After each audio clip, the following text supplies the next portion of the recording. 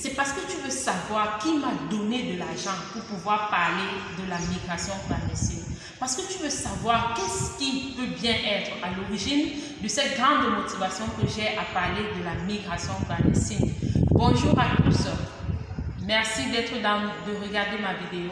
Merci d'être dans notre chaîne. Je vous en supplie de vous abonner à cette chaîne, d'activer la cloche de notification pour ne rater aucune de nos vidéos. Comme je disais tout à l'heure, la famille, je sais que beaucoup de personnes veulent savoir ce qui m'a amené à parler de la migration clandestine. Je voudrais d'ailleurs féliciter toutes les personnes qui ont volé mon secret, parce qu'on peut dire que c'était un secret pour moi. Donc, vous avez découvert qu'il y a au moins quelque chose qui m'amène à parler de la situation des migrants, qui m'amène à parler de la migration clandestine. Et ça, c'est formidable.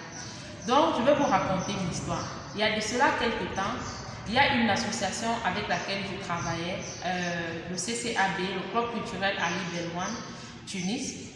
Donc, c'est une association qui a lancé un appel à candidature pour les personnes qui pouvaient créer des contenus sur la migration clandestine, qui pouvaient être capables de créer des contenus pour lutter contre la migration clandestine. Et quand moi j'ai vu cet appel d'offres, c'est quelque part ça rejoignait le projet que j'avais de combattre la migration clandestine, de lutter contre la migration clandestine, parce que j'en avais marre de voir nos frères décédés. J'en avais marre de voir les personnes tous les jours mourir dans les eaux. J'en avais marre d'être avec des personnes avec qui je partageais de tout et de rien, avec qui je riais constamment, qui partaient ensuite mourir dans les eaux. Donc j'ai accueilli cet appel à candidature-là et j'ai donc décidé de me lancer dans ce projet et d'apporter ma pierre à l'édifice. Donc voilà la raison pour laquelle je me suis lancée dans ce projet. Et puis aussi, moi personnellement, je ne sais pas pour vous, mais moi personnellement, je n'aime pas le mépris. Vous comprenez, je n'aime pas le mépris. Et puis, quand on regarde la politique mondiale aujourd'hui, ou bien quand on regarde le développement mondial, vous voyez combien l'Afrique est méprisée. Vous voyez combien l'Afrique ne compte même pas dans la prise de décision dans le monde. Je vais vous prendre un petit exemple. Vous avez vu la situation de l'Ukraine. Vous avez vu en Ukraine ce qui s'est passé en Ukraine. Vous avez vu tout le monde entier penser pour pouvoir sortir l'Ukraine de cette crise-là. Pourtant, ça fait depuis combien d'années l'Afrique souffre de guerre? Ça fait depuis combien d'années l'Afrique est meurtrie? Mais personne ne tient compte de cela.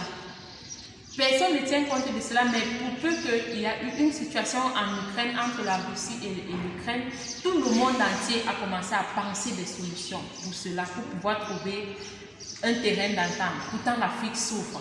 Et moi, je pense personnellement que c'est nous les fils de l'Afrique, c'est nous qui devons développer l'Afrique, c'est nous qui devons porter la pierre et la poser là où il faut. Parce que si nous ne le faisons pas, personne ne viendra le faire pour nous. Quand vous voyez les autres, les Occidentaux, bien les Européens, eux, ils ne pensent qu'à piller l'Afrique. Ils n'ont jamais pensé au développement de l'Afrique. Et moi, je pense que c'est nous, les Africains, c'est notre responsabilité, c'est notre tâche. Et nous devons la faire, nous devons accomplir cette tâche-là. C'est pour ça qu'aujourd'hui, j'invite tout le monde, j'invite tous les Africains à porter ce devoir-là. Moi, j'appelle ça le devoir patriotique. Quel qu'en soit l'endroit où vous vous trouvez, ou bien quelle qu'en soit l'action que vous posez, pensez toujours à cette Afrique qui doit se développer et sortir du mépris mondial. Merci.